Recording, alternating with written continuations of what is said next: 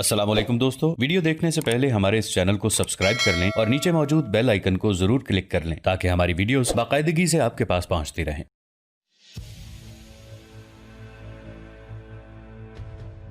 दूसरी तरफ जब सुल्तान अलाउद्दीन ख्वारज़म शाह को खबर हुई कि चंगेज खान ने एक और बहुत बड़ा लश्कर अपने दो बेटों अगदाई और चुगताई को देकर उसके मामू ऐनुल हक पर हमलावर होने के लिए अतरार शहर की तरफ रवाना किया है, तब सुल्तान अलाउद्दीन ने अपने बेहतरीन सालारों में से निजामुद्दीन और आरिज़ ज़ूनी को बुलाया। जब दोनों सालार सुल्तान के खेमे में दाखिल हुए, सुल्तान ने शानदार अंदाज में उन दोनों का इस्तकबाल किया, अपने सामने बैठने के लिए कहा।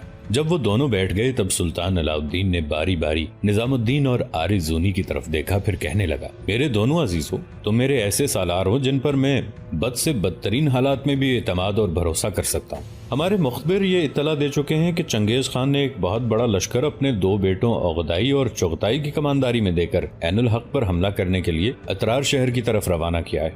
इस मौके पर मैं चाहता हूँ कि तुम दोनों एक लश्कर लेकर अतरार शहर की तरफ रवाना हो जाओ। तुम लोग अतरार शहर के बाहर से, जबकि शहर के अंदर से ऐनुल हक मंगोलों पर हमलावर होता रहेगा। इस तरह ये सिलसिला तूल पकड़ जाएगा। गो मंगोल अतरार का मुहासरा करने की कोशिश करेंगे, लेकिन अगर तुम दोनों मिलकर उनके साथ शब खून और अचानक हमलावर होने का खेल खेलना शुरू कर दो, जिनके तुम दोनों माहिर हो, तो मैं समझता हूँ दो कामों में से एक हमारे सामने आएगा। अव्वल ये कि मुहासरा बहुत तूल पकड़ जाएगा, और दूसरी ये तब्दीली भी आ सकती है कि मंगोल अतरार शहर का मुहासरा तर्क करके चले जाएं। तुम्हारी आमद से पहले मैंने उमर काफी के जिम्मे ये काम लगाया था कि वो लश्कर का वो हिस्सा अलहदा कर दे जो तुम दोनों यहाँ से लेकर रवाना हो गए। उमर काफी भी खुद लश्कर में शामिल होकर तुम दोनों के साथ जाना चाहता था, लेकिन मैं अपने साथ उसकी जरूरत महसूस करता हूँ, इसलिए मैंने उसे रोक लिया है। अब ये मामला मैं तुम दोनों पर छोड़ता हूँ कि तुम कब यहाँ से रवाना होना पसंद करोगे। सुल्तान अलाउद्दीन ख्वारज़म शाह जब खामोश हुआ तब निजामुद्दीन बोला और कहने लगा, सुल्तान मोहतरम, इसमें कोई सोचने की बात नहीं है। आने वाली शब को आधी रात के करीब हम दोनों लश्कर लेकर यहाँ से कूच कर जाएंगे।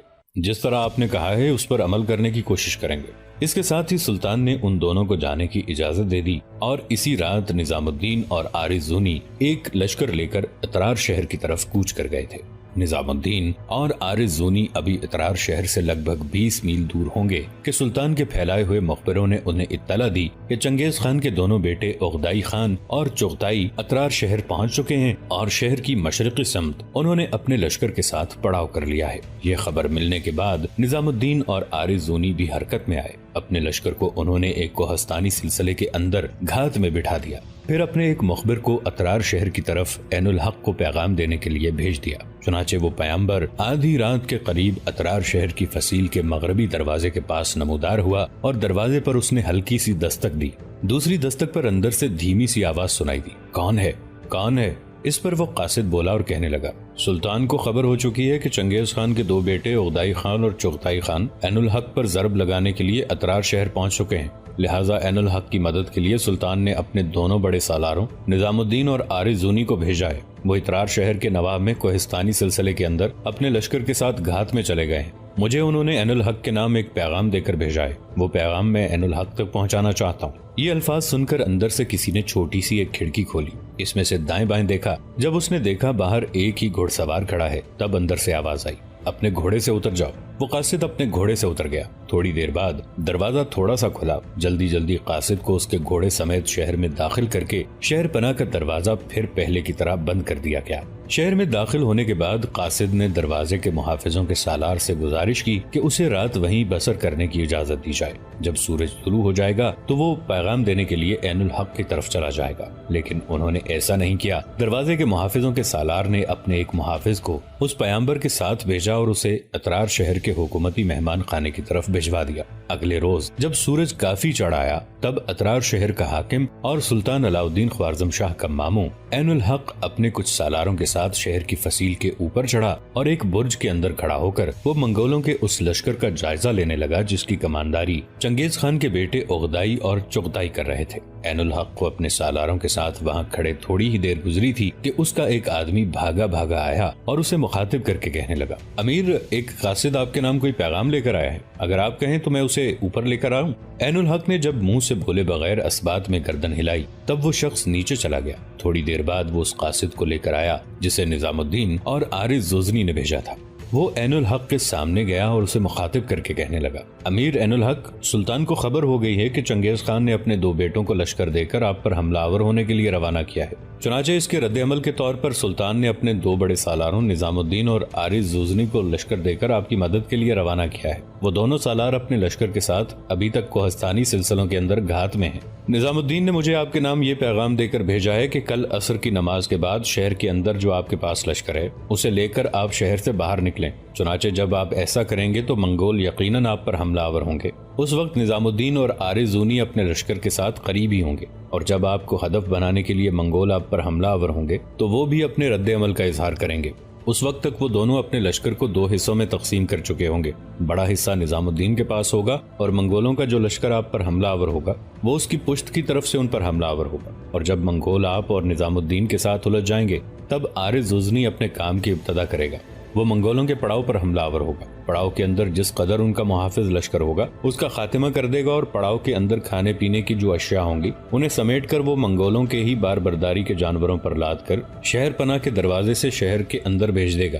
اس کے بعد وہ نظام الدین کی طرح منگولوں پر حملہ آور ہو جائے گا۔ ساری کارروائی سے پہلے نظام الدین نے کہا تھا کہ آپ یہ کام کریں کہ اپنے بہترین تیر اندازوں کو فصیل کے اوپر متعین کریں، وہ وہاں لیٹ جائیں گے۔ جب منگولوں کے ساتھ ٹکراؤ ختم کرنا ہوگا تب نظام الدین فضاؤں کے اندر تکبیریں بلند کرے گا۔ تکبیروں کی یہ صدائیں اشارہ ہوں گی کہ اب پسپائی اختیار کی جائے۔ منگولوں پر حملہ آور ہو کر ان کے لشکر کی تعداد جو کم کرنا تھی وہ ہو چکی، لہٰذا آپ بھی پیچھے ہٹیں گے، نظام الدین اور عارض زوزنی بھی پیچھے ہٹیں گے۔ جب ایسا ہوگا تب یقیناً منگول پیچھا کریں گے۔ جب وہ پیچھا کریں گے تو فصیل پر متعین تیر انداز ان پر بارش کی طرح تیر اندازی کریں گے۔ جب ایسا ہوگا تب منگول تعاقب ترک کر دیں گے، اپنے پڑاؤ کی طرف چلے جائیں گے، اور آپ نظام الدین اور عارض زوزنی مختلف دروازوں سے شہر میں داخل ہو کر اپنے آپ کو محفوظ کر لیں گے۔ اس طرح یہ سلسلہ جاری رہے گا۔ گاہے گاہے نظام الدین اور عارض زوزنی شہر سے باہر نکل کر اچانک منگولوں کے لشکر پر رات کو شب خون ماریں گے، کبھی ان کے ادھر ادھر بکھرے دستوں پر بھی حملہ آور ہو کر انہیں نقصان پہنچانے کی کوشش کریں گے۔ میرے خیال میں جو پیغام مجھے ملا ہے وہ میں آپ تک پہنچانے میں کامیاب رہا ہوں۔ جواب میں عین الحق نے مسکراتے ہوئے جب اسبات میں گردن ہلائی تب وہ پیامبر پیچھے ہٹنے لگا۔ اچانک عین الحق بولا اور کہنے لگا، آج کی شب تم ہمارے ہاں مہمان ہو گئے، اگلے روز فجر کی نماز کے بعد تم شہر سے نکل کر نظام الدین کی طرف جانا، میری طرف سے ان دونوں کا شکریہ ادا کرنا کہ وہ میری مدد کو پہنچے ہیں، اور ساتھ ہی ان سے یہ بھی کہنا کہ جو منصوبہ بندی انہوں نے پیش کی ہے اس پر بالکل حرف بحرف عمل کیا جائے گا۔ اس کے ساتھ ہی عین الحق کا ایک لشکری اس کے کہنے پر اس قاصد کو اپنے ساتھ لے گیا۔ اگلے روز فجر کی نماز کے بعد وہ قاصد اطرار شہر سے نکل کر نظام الدین کی طرف چلا گیا اور عین الحق کی طرف سے اطمینان دلا دیا تھا کہ وہ ویسا ہی کرے گا جیسا نظام الدین چاہ رہا ہے۔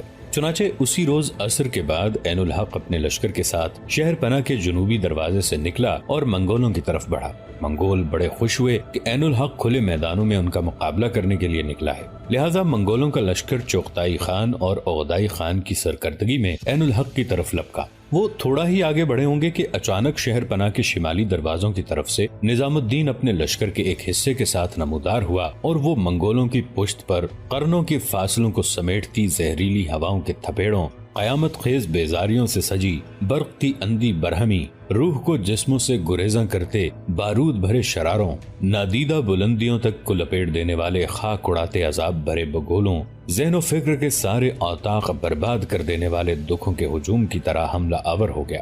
منگول چاہتے تھے کہ پلٹ کر نظام الدین پر خونخاری سے حملہ آور ہوں کہ سامنے کی طرف سے عین الحق بھی حرکت میں آیا، اور وہ منگولوں پر خون میں مرگ کی تلخی گھولتے طغیانوں کے چڑھتے مرحلوں، شریانوں میں نشتر اتارتے شکست و ریخت کے سلسلوں، جسم و جان کی ساری شادابی چھین کر ان گنت اکائیوں میں تبدیل کرتی ویران دلدلوں کی سرخ آندھیوں اور برستے لپکتے شعلوں کی طرح حملہ آور ہو گیا۔ اس طرح منگول دو طرف سے بری طرح الجھ کر رہ گئے۔ وہ ایک طرف سے نظام الدین اور دوسری طرف سے عین الحق کے حملہ آور ہونے سے اپنے آپ کو تقسیم کرنے کی کوشش کر رہے تھے تاکہ دو طرفہ حملے کو روک سکیں۔ آخر منگولوں نے اپنے آپ کو سنبھالا۔ اس کے بعد وہ نظام الدین اور عین الحق دونوں پر خونخوار جذبوں کی صلیب کھڑی کرتی نفرتوں کے بھڑکتے الاؤ ہوس کے سنسان راستوں پر راہزنوں کی اندھی خلش، کذب و ریا کے آسیب زدہ ارادوں، وحشت آلود آوارہ پریشان پرچھائیوں، دشت در دشت اٹھتے کرب کے طویل سلسلوں کی طرح حملہ آور ہوئے۔ جس وقت منگول بری طرح نظام الدین اور عین الحق کے ساتھ الجھ گئے تھے، تب اچانک ایک طرف سے اپنے حصے کے لشکر کے ساتھ عارض زوزنی نمودار ہوا۔ اس نے منگولوں کے پڑاؤ کا رخ کیا۔ پڑاؤ کے اندر منگولوں کا جو حفاظتی لشکر تھا، عارض زوزنی اس پر عقل کی کجروی، ہوش و حواس کی گمراہی، قلب کی تیرگی، لمحوں کی شوریدہ بختی، اعصاب کے تشنج، بے جہت آسمان تلے درد کی بنجر کہانیاں اور وہموں کی پیاس کھڑی کرتی نفرت کی کھولتی جوالا کی طرح حملہ آور ہو گیا۔ لمحوں کے اندر اس نے منگولوں کے پڑاؤ کے حفاظتی لشکر کا کام تمام کر دیا۔ پھر منگولوں کے پڑاؤ میں جو رسد کا سامان تھا، وہ اس نے منگولوں کے باربرداری کے جانوروں پر لاد کر جانوروں کو اطرار شہر کی شہر پناہ کے شمالی دروازوں کی طرف ہنکا دیا تھا۔ اس طرح اس کے کچھ دستے منگولوں کے رسد کے سامان کو شہر پناہ کے شمالی دروازے سے شہر میں داخل کرنے لگے تھے۔ اس طرح اطرار شہر کے نواح میں آلام کے گہواروں کی خلش، سانسوں کی سلگاہٹ، سینوں کی ویرانیاں، بھوکی کالی سرگرداں آندیاں اور اذیت بھری بیداریاں اپنا آپ دکھانے لگی تھی۔ رزم گاہ کے اندر بھڑکتی آگ، وقت کی بیکل لہریں، عصیاں کی آتش، تیغوں کی بارش، تیروں کی یلغار، دلوں کی جراحتیں، قضا کے کھولتے جبر اور اذیت کے لمحات اپنا رنگ جمانا شروع ہو گئے تھے۔ نظام الدین نے جب اندازہ لگایا کہ اس کا ساتھی عارض زوزنی اپنا کام مکمل کر چکا ہے، تو اس نے زور زور سے تکبیریں بلند کی۔ تکبیروں کا بلند ہونا تھا کہ نظام الدین خود بھی پیچھے ہٹنے لگا اور دوسری طرف عین الحق بھی پسپا ہونے لگا تھا۔ اس موقع پر جب منگولوں نے آگے بڑھ کر ان پر حملہ آور ہو کر انہیں نقصان پہنچانے کی کوشش کرنا چاہی، تب شہر کی فصیل کے اوپر سے ان پر ایسی تیز اور موسلا دھار قسم کی تیر اندازی کی گئی کہ منگول رک گئے، اور اس طرح عین الحق اپنے حصے کے لشکر کے ساتھ اطرار شہر کے جنوبی دروازے سے نظام الدین، عارض زوزنی اور عین الحق ایک روز شہر پناہ کی سیڑھیوں پر بیٹھے اپنے آئندہ جنگی منصوبے سے متعلق گفتگو کر رہے تھے کہ ان کا چھوٹا سالار ایک مخبر کو لے کر آیا اور اسے ان تینوں کے سامنے لا کھڑا کیا۔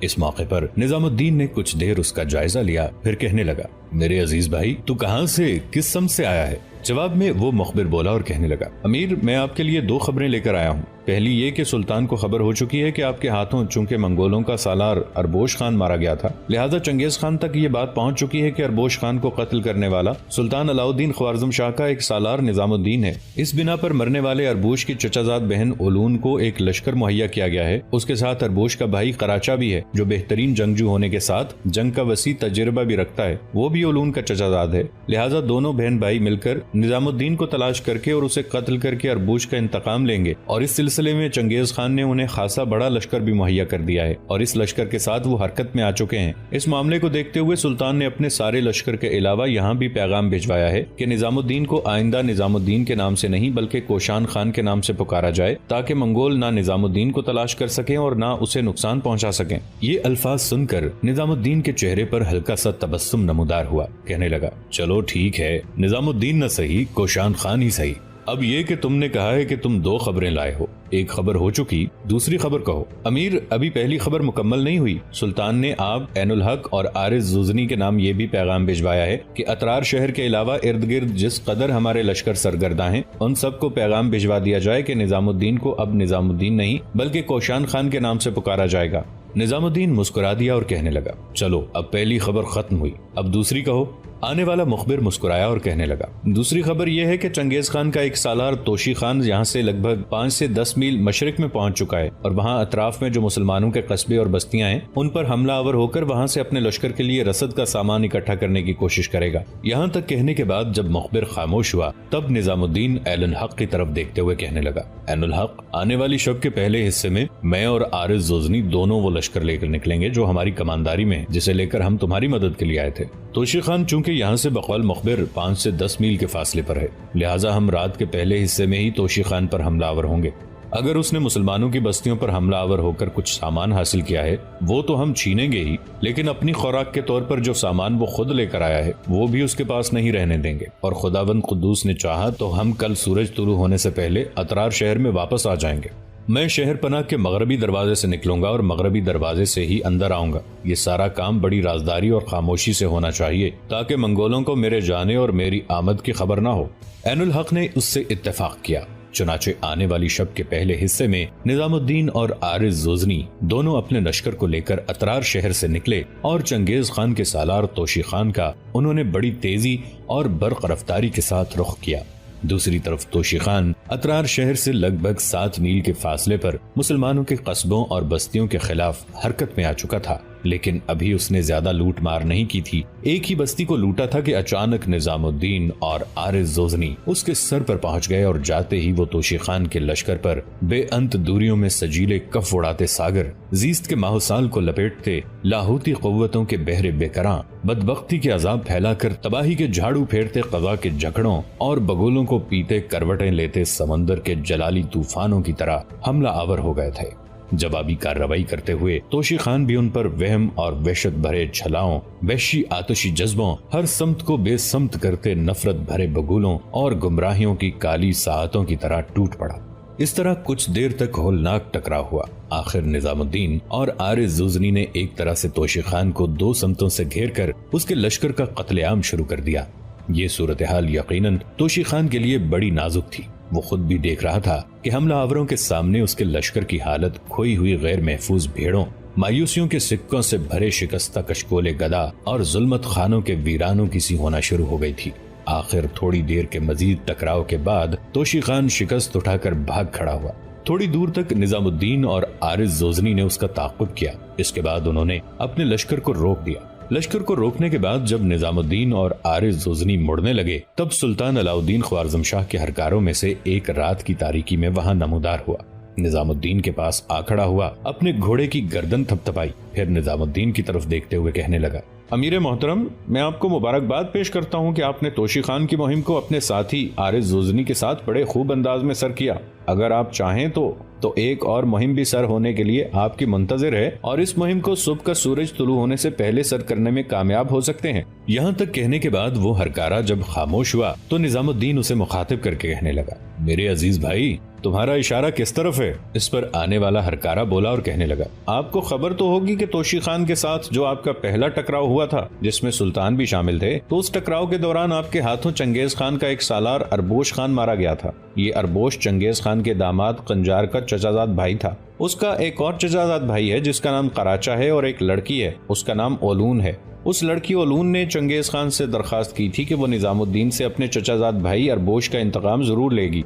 उससे चंगेज खान ने भी इत्तफाक किया था, लिहाजा चंगेज खान ने उस लड़की को एक लश्कर मुहैया किया ताकि निजामुद्दीन से इंतकाम लिया जाए। ये लश्कर इंतहा दर्जे के खूंखार और तलवार का बेहतरीन तजर्बा रखने वाले मंगोलों पर मुश्तमिल है और इस लश्कर में ओलून नाम की लड़की के साथ चंगेज खान का एक बेहतरीन सालार कराचा भी शामिल है और यह कराचा भी ओलून का चचाजाद भाई है। यही ओलून नाम की लड़की एक लश्कर के साथ इस वक्त यहाँ से 5 मील शिमाल में है। शायद किसी ने उसे निशानदही कर दी है कि निजामुद्दीन अतरार शहर के आसपास है। उसी लड़की की वजह से सुल्तान ने अपने लश्कर के अलावा आपकी तरफ भी पैगाम भेजा था कि लश्करी और साथी सालार आपको निजामुद्दीन की बजाय कोशान खान के नाम से पुकारा करें। यहाँ तक कहने के बाद वो हरकारा रुका और दोबारा निजामुद्दीन की तरफ देखते हुए कहने लगा, अमीर निजामुद्दीन, अगर आप इस मुहिम को सर करने का इरादा रखते हैं तो फिर मैं ओलून के लश्कर तक आपकी रहनुमाई कर सकता हूँ कि वो कहाँ है। उस हरकारे के इन अल्फाज पर निजामुद्दीन ने खुशी का इजहार किया था। फिर कहने लगा, मैं अभी और इसी वक्त तुम्हारे साथ मंगोलों के उस लश्कर पर हमलावर होने के लिए तैयार हूँ। अब चलो, किधर का रुख करते हो?